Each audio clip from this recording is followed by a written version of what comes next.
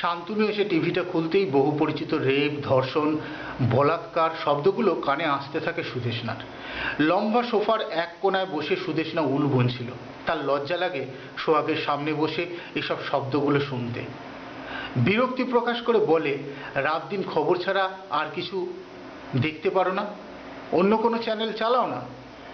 খবরে তখনও বলে চলেছে, গৃহ মন্ত্রণালয়ের অধীনস্থ ন্যাশনাল ক্রাইম রেকর্ড ব্যুরোর নবনীতম অপরাধের পরিসংখ্যান অনুসারে ভারতীয় পুলিশ 2011 সালে 24,206টি বলাৎকারের ঘটনা নথিভুক্ত করে বলাৎকারকে ভারতের সবচেয়ে বড় অপরাধ বলে চিহ্নিত করেছে। 2011 রিপোর্ট অনুসারে মধ্যপ্রদেশে ভারতের সবচেয়ে বেশি ধর্ষণকাণ্ড 3,406টি সংগঠিত হয়েছে। পশ্চিমবঙ্গে 363টি মামলা 2011 নথিভুক্তকরণের মাধ্যমে দ্বিতীয় স্থানে রয়েছে।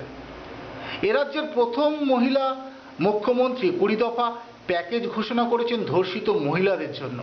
তবে সুদেষ্ণার মনে হয়, একজন মেয়ের পক্ষে তার শ্লীলতাহানির প্রমাণ দেওয়া এখনো আমাদের দেশে বড় কঠিন কাজ, লজ্জারও। পরিসংখ্যান থেকে কান সরিয়ে শান্তনু বলে, কি দেখবো তোমার এই প্যান প্যানানি বাংলা সিরিয়াল? সত্যযুগে শুরু হয়েছিল, এখন ত্রেতা দাপর গিয়ে কলি, শালা শেষ হওয়ারই নাম নেই।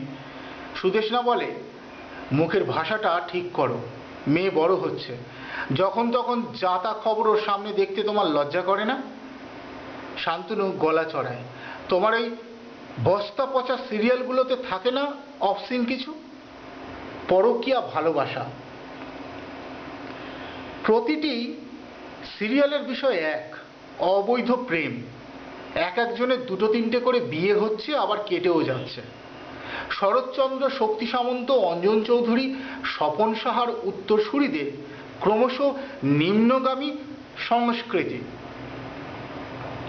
পাবলিক খায় ভালো, ফাঁকে ফাঁকে রয়েছে কন্ডোম, মেয়েদের সমস্যা, প্রেগনেন্সি টেস্ট, মদ, সাবান, শ্যাম্পু, তেলের রকরকে বিজ্ঞাপন। শান্তনু এক্সাইটেড হয়ে গেলে সুদেষ্ণা বেশি কথা বলে না আজকাল। ওর হার্টের অবস্থাটা ভালো নয়, শুধু বলে, ওগুলো তো খবরের ফাঁকেও থাকে। শান্তনু বলে, থাকে বটে, তবে একটা খবরও থাকে, সস্তার বস্তা পচা গল্প নয়।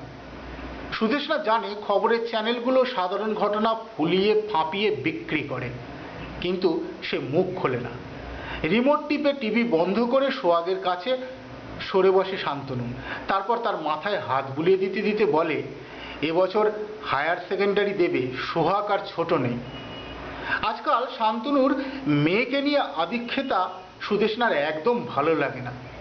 সে নিজের রাগ নিজের মধ্যে মেরে কমলা আর নীল উলের গোলা দুটোকে হাতের কাঁটা দিয়ে বিদ্ধ করে সোফার কোণায় সজোরে নিক্ষেপ করে চলে যায় রান্নাঘরে চা বানাতে।